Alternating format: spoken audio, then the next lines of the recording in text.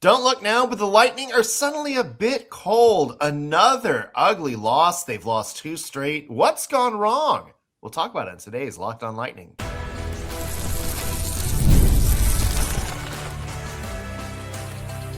You're Locked On Lightning, your daily podcast on the Tampa Bay Lightning. Part of the Locked On Podcast Network, your team every day. Happy Monday, folks, and welcome to Locked On Lightning. We are part of the Locked On Podcast Network, now the #1 sports podcast network. As always, we want to begin with a shout out to our everydayers. Thank you all for making us your first listen of the day every single day. We're doing something a little bit new on Locked On Lightning today. Remember Plus Minus used to be a way we broke down the highs and lows after every single game? Well, we're now making it a weekly segment every Monday. We're going to give you the pluses, which are things the Lightning have done well over the past week, and the minuses, the ones that haven't done so well. And if you caught Saturday's game, a 6-2 loss to the Buffalo Sabres, yeah, you can probably understand that there are some minuses that we're going to get into today. A lot to break down. I am your host, Nick Morgan, and I am joined by the Wendy's Frosty to my Wendy's Fries, Greg, Steven, and Greg. Let's start with the minus. 2 straight losses for the Lightning after going 21-1. Not used to talking about cold streaks here on Locked On Lightning, Greg.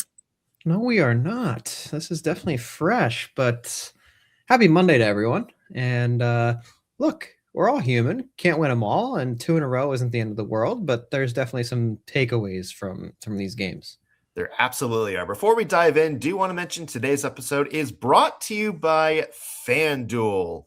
Hey, if you ever wanted to go to an NBA Finals game, use your profit boost on an NBA future, get entered for a chance to win a trip to the NBA Finals. So play your game with FanDuel, official sports betting partner of the NBA. All right, Greg, let's dive right into our Monday plus minus. And I'll start with a minus, Greg. Another slow start for the Tampa Bay Lightning. We talked on Friday's show. They went down 3-0 in the first period, really in the first couple minutes, to the Carolina Hurricanes. They come out Saturday against the Buffalo Sabres, and even worse, go down 4-0 in the first period, wind up being 5-0 a few minutes into the second period as well. Greg, these slow starts, they're putting Tampa behind the 8 ball early. Yeah, and you can't win games if you let your opponent dominate you so early every time. I think both of those games have different major takeaways for me, but this Sabres game, let's just talk about the penalty minutes. I mean, 28 minutes in the box. Mm-hmm. Too much. Way too much. And I think the Buffalo Sabres only scored 1 power play goal, but it doesn't matter. I think you're getting away from this disciplined game you were playing, and discipline both as far as infractions are concerned, but also as far as like puck control, and it just looks very careless in all areas right now. A lot of giveaways again in this game. And you talk about the Sabres game, there's a lot going wrong. Like Andrei Vasilevskiy didn't play his best game. No. I thought there was a couple of goals that were like, that doesn't look like Andrei Vasilevskiy on those plays. But at the same time, Greg, it's also the second game in a row that I thought the Bolts defensively really let their goaltender out to dry. I mean, 20 shots again for the Sabres in the second period. Remember, we talked about the Hurricanes having a big couple periods there in that Thursday game. So that's, again, these just lapses in which it just seems like Tampa cannot keep their hands on the puck. It seemed like, especially in that second period, which is not what the response you wanted to see, because remember, the Sabres were up 4-0 in the first. Right. You would expect a big kind of comeback from the Tampa Bay Lightning, or at least some better play. Maybe you wanted them to see them play like their backs were against the wall a little bit, and the opposite happened. The Sabres were the ones on the front foot the entire time, really just pounding at that point Jonas Johansson with, shot after shot after shot, and it just seemed like the Bolts couldn't get the puck out of their own. It's it's a little bit of chaotic hockey at the moment, I feel like, for the Bolts defensively. Yeah, man, I'm with you. And I think, another big part of this is they mentioned this on the broadcast. The Sabres are a second period team, and they score a majority of their goals in the second period. And I don't know how much, as a player, that going into this game, but if you do, I think you got to come out stronger. I mean, you can't let them dominate you in the first and then give them their favorite period in the second. And that's what happened, right? I mean, if you look at the shots on goal, it was 20-12 in the second Sabres. So made that exact same game that statistically they are shown to play. So again, you let them take the first from you. I mean, you're probably not winning the second. So that's tough. You want to come out much stronger than they have.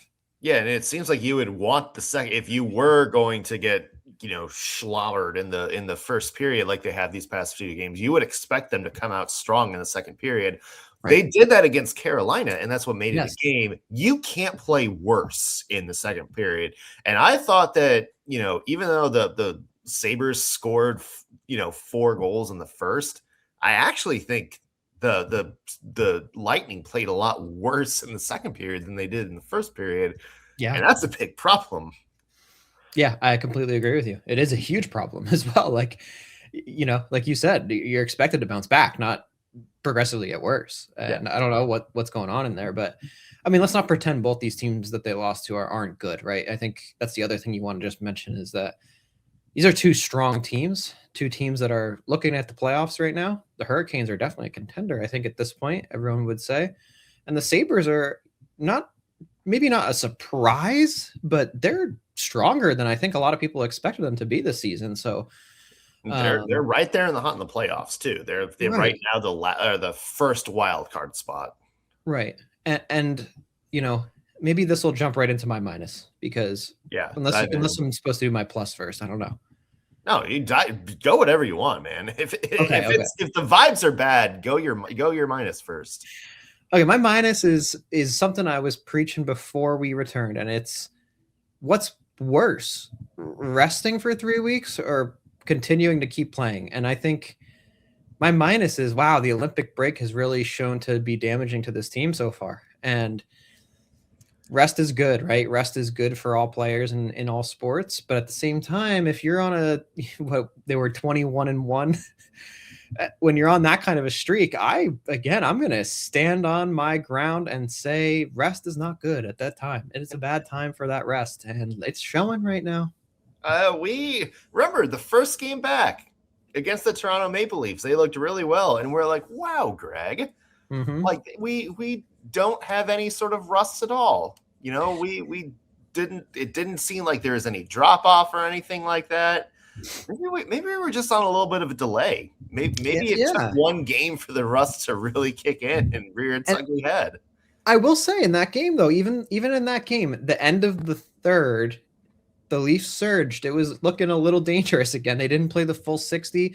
Vasilevskiy let in one kind of flubby goal. So while they did get it done in that one, I would argue they still weren't playing their best game. And the Leafs haven't been looking good either. So I don't know. Maybe, we, like you said, it was just like a little bit of a fluke win sort of, but at the same time, I don't know. I'm going to stand on it, man. I think the rest, it came at the wrong time. I think it did more harm than good so far. Yeah. I mean, is it really a chemistry issue? Like, do we think this is chemistry right now? Like, are we seeing? Yeah, I mean, I know you got a lot of people back in the lineup at once. I know there's some people that are trying to find their form. I guess a little bonus plus to go in there is Anthony Cirelli was back in the lineup. Yep. So except for not Declan Carlisle, Max Crozier, they're all back. They're all healthy. Is this just a case of, too many lineup changes at once and people are just trying to find their form? Or is this just, let's 2 days of bad hockey. Let's not read too much into this. Yeah, you know what? I'm going to go with let's not read too much into this. I think this team is so good. And with all the changes they constantly have going on, it's honestly just insane how well they've done with what they've been dealt this season, right? It's been pretty miraculous. So I'm going to go with, we're still trying to find our game after the break, and I'm not terribly concerned. Let's see how they do in this coming week and reevaluate at our next plus minus. Yeah, exactly. Well, we still have more of this plus minus We do. to get to, including Victor Hedman possibly returning to form a little bit. Plus, another role player for the Tampa Bay Lightning has been stepping up these past couple of games. We'll dive into that when we come back on Locked on Lightning.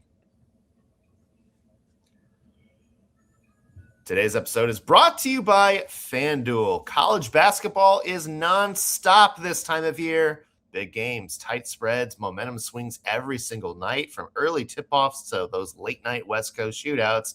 There's always action on the board. And now FanDuel is giving you a way to turn that energy into even bigger potential wins with a college basketball parlay profit boost.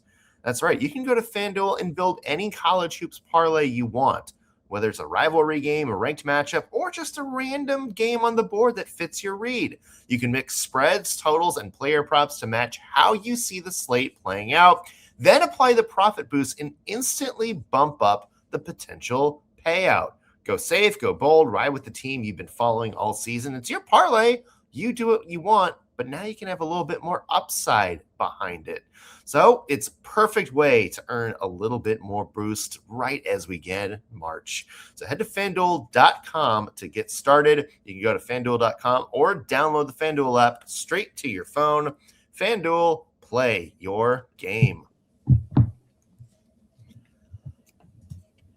We're back on Locked on Lightning. Nick Morgan here alongside Greg Stephen. And it is a big week for the NHL, Greg, because it is the trade deadline. Mm-hmm. And here's something cool that you can do right now. If you join our Everydayer Club for ad-free audio and access to our group chat on Discord, plus much, much more, of course, you can use code DEADLINE ahead of the trade deadline for 1 month free. All you have to do is go to lockedonpodcast.com to get started, or click the link below in the show notes of this episode. We would love to have you as part of our Everydayer Club. All right, Greg, we are continuing with our Monday plus minus. And Greg, I'm going to give a plus in this game to Victor Hedman. Mm-hmm. Obviously, 2 points for the Bolts captain in this one, 1 goal, 1 assist, one of the few bright spots, I would say, across the board for the Tampa Bay Lightning in this game. But you also look at his contributions from these 3 games after the break. Didn't play a lot, in that Toronto game. Played a little bit more and was a little bit more noticeable against Carolina. And then in this game, almost 17 minutes of ice time, which, it's not the Victor Hedman numbers, but we see him playing more and more of a role. Dare I say, Greg, are we getting the old Victor Hedman back to form? It's starting to look like it. Like you said, 2 points in this game, in a pretty disastrous game. On top of that, 17 minutes, his ice time's going up. So I hope so. It's hard to say this early, but it's looking good. Yeah. It's interesting kind of how you judge Victor Hedman a little bit here, because when he came back at the Stadium Series, we didn't get to see him play much. You could tell that the Lightning were really sort of holding him back a little bit. We know there's maybe questions on whether he was really 100% healthy. Obviously the Olympic scare a little bit, he stayed out of the USA game, basically said I felt something. I knew I wasn't 100%, didn't want to risk anything further. It seemed like the Lightning were kind of doing that same thing in that first win, where they were kind of holding him out of Toronto. He only played like 11 minutes in that one, and we're kind of just saving him for situations that really suited him.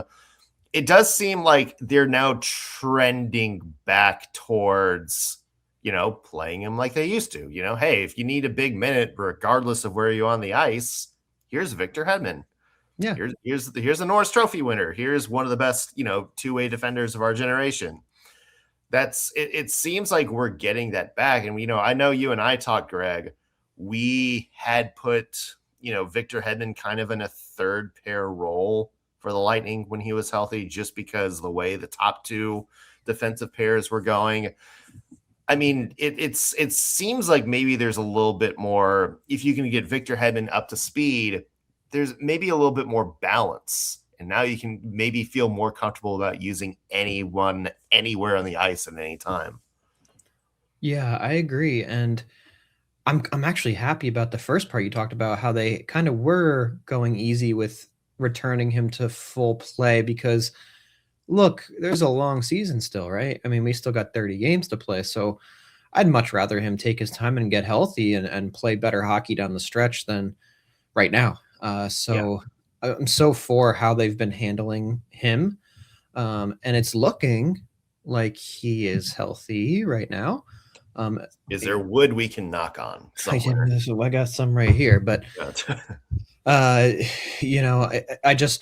I hope they are careful with him. They continue to be careful with him. I think he's a guy you will absolutely need in the playoffs. So if he goes down, it's not good. And like you said, with the deadline coming up, it's good to see him getting more ice time, putting up a couple points here and there. And I think that's important to the decision that they need to make at the deadline, which is do something.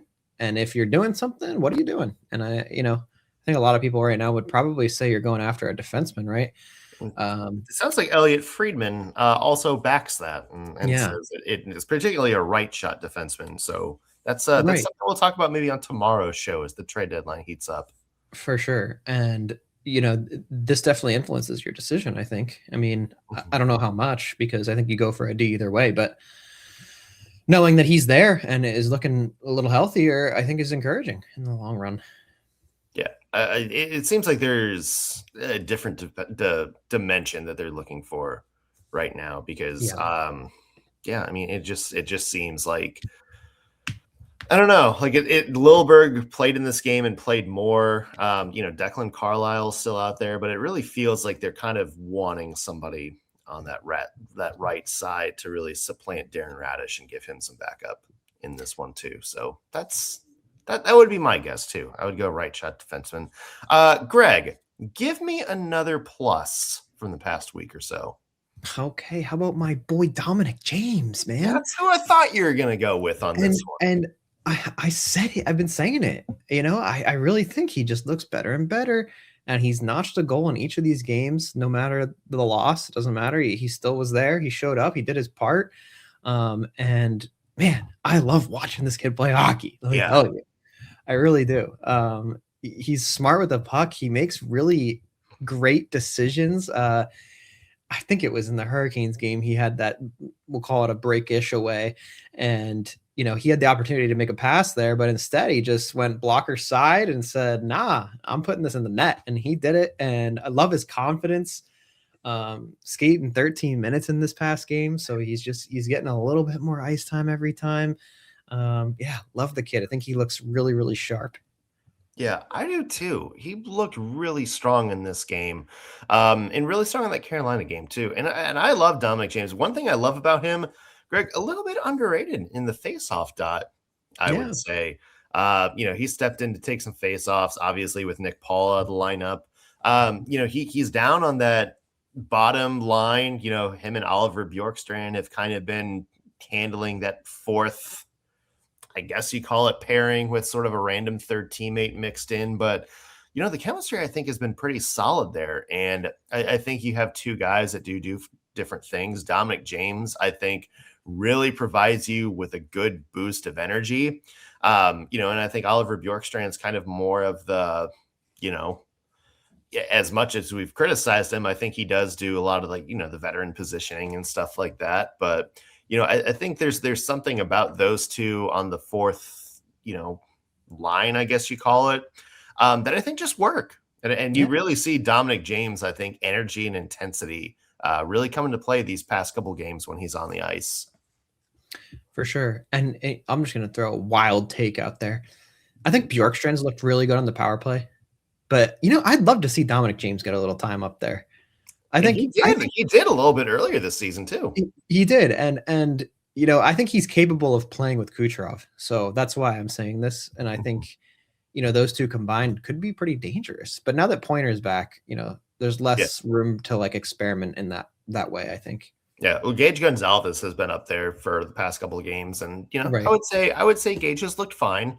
But again, if things get a little bit stagnant there and, Dominic James continues to provide some good minutes, yeah, I'm not opposed to maybe seeing how he does in sort of that grinder bumper spot, whatever you call that, additional guy next to Kucherov and point. Mm-hmm. I think he would fit that profile pretty well, Greg. I agree. I think he would slot in perfectly. And also he's a guy that kind of finds room on the ice, and that's what Kucherov plays well with, right? Like you find that tiny second or two of space, he's going to get you the puck. Yeah. Speaking of Braden Point, I got a plus for him when we come back after the show, plus another minus about something that we've talked about before, rearing its ugly head again in these 3 games back from the Olympics. More when we come back on Locked on Lightning. Today's episode is brought to you by Game Time. There is nothing like being in the crowd for a big game. Whether you're a fan of the NHL, NBA, NFL, what have you, the crowd, the energy, the moment, it's unmatched. Getting tickets, though, that part hasn't always been so simple. That's why Game Time has become the go-to app for scoring tickets fast, without the hassle.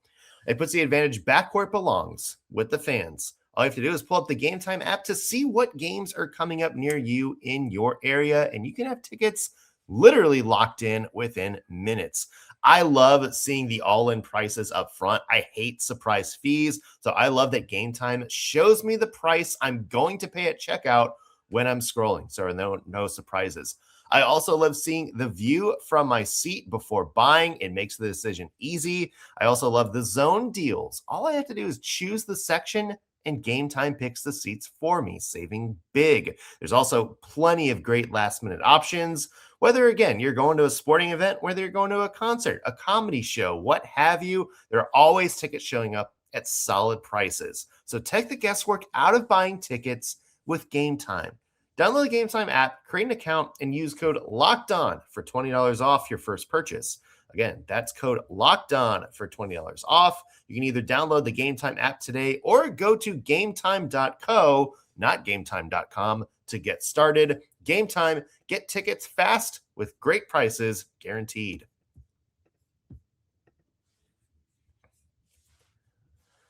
We're back on Locked on Lightning. Nick Morgan here alongside Greg Steven. And Greg, not to be a negative Nancy again, but I have another minus from these past couple of games. Let's talk special teams, shall we?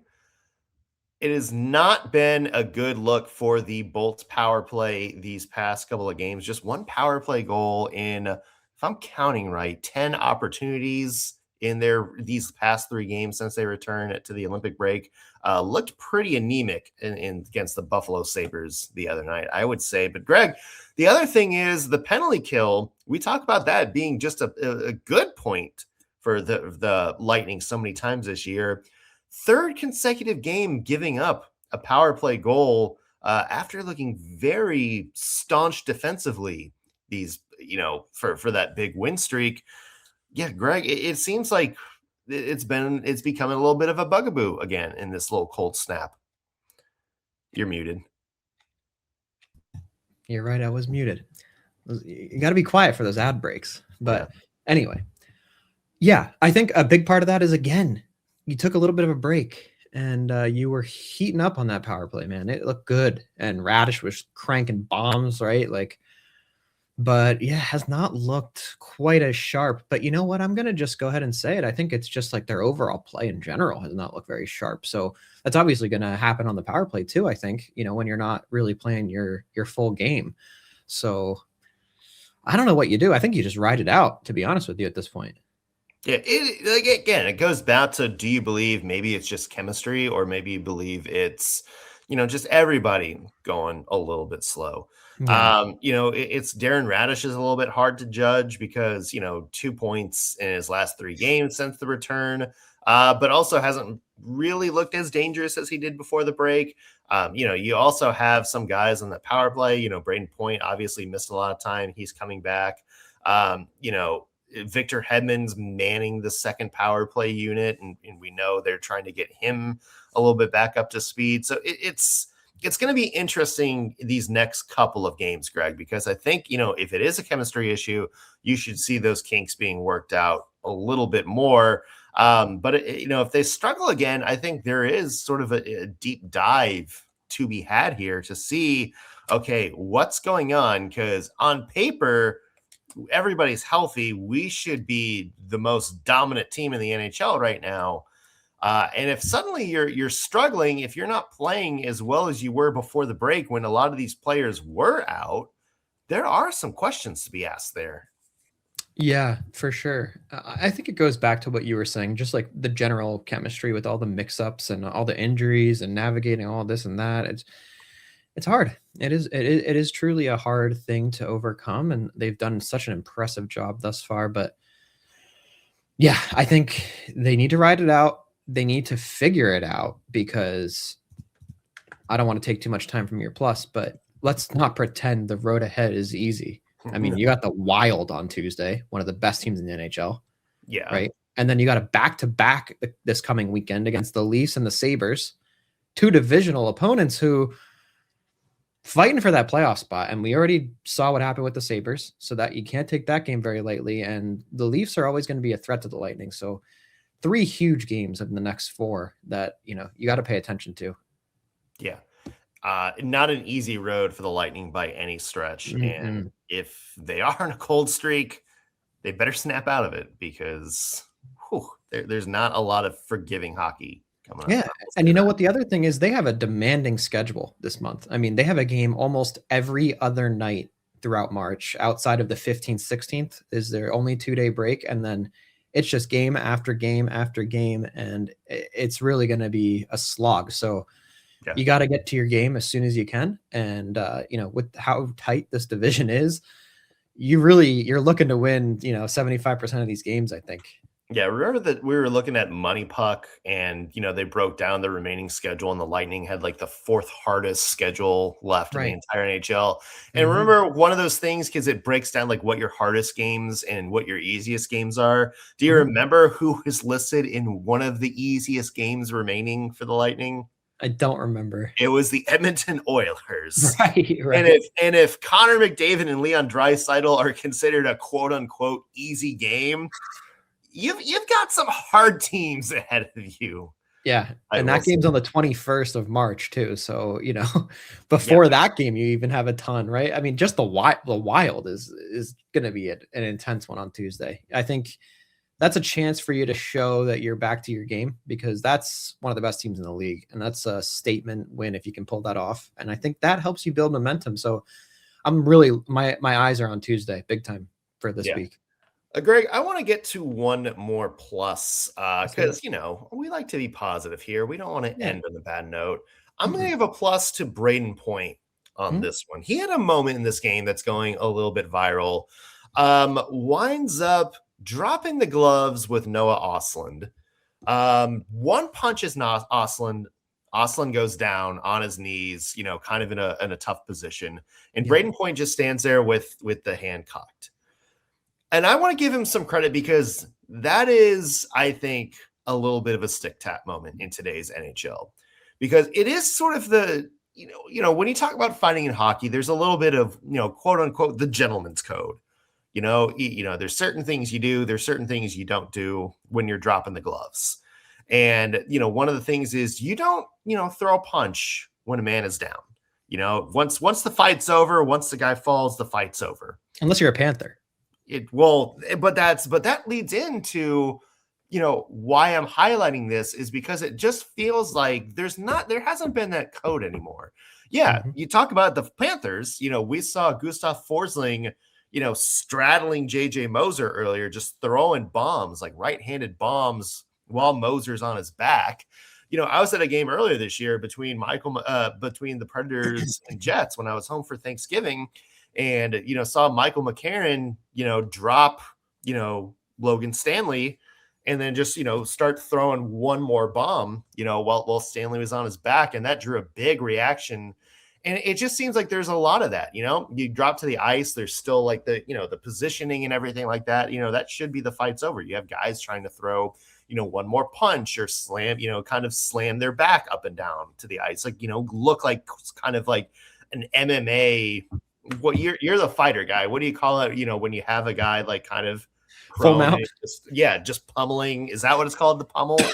Yeah, if you're straddling your opponent, yeah. Yeah, you kind of have that, and it makes, the gentleman code isn't there anymore. I would say it's all about like trying to, get one more shot in, bloody, really, really stick it to the other guys. And so to see Braden Point, who's not a fighter, come in, deliver a great right hand to Noah Ostlund, as Ostlund's still trying to, drop the gloves, and, Ostlund's down. He doesn't have his gloves all the way off. He's kind of, on his knee, kind of falling backwards, and Point's got him. It would have been really easy for Point just to deliver a knockout shot as kind of a screw you.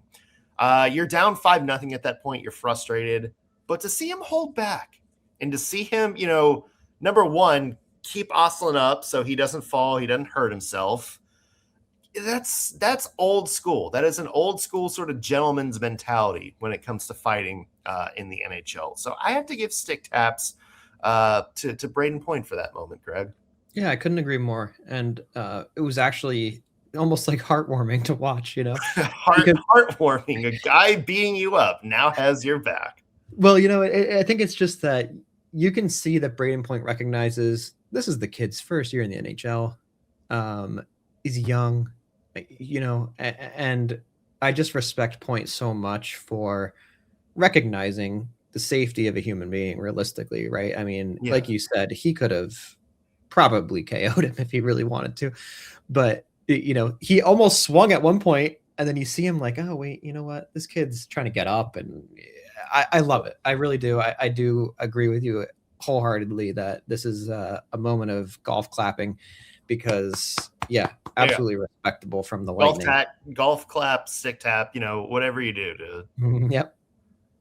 Yeah. And it is, it sounds weird, but you are kind of tasked with helping to protect the guy that you're currently beating up. Right. So that is, that is kind of a thing in hockey. So yeah, of course. I mean, you see guys say good fight after most of these, right? Or give each other a good, handshake or, fist pound, whatever. Yeah. But you throw the haymakers and then you pat them on the back and walk in. It's very Irish. Yes. Very, very Irish influence in the NHL, I would say. You get in the bar fight and then you hug and, sing Ave Maria on the way home. Yeah, have a beer. Yeah, exactly.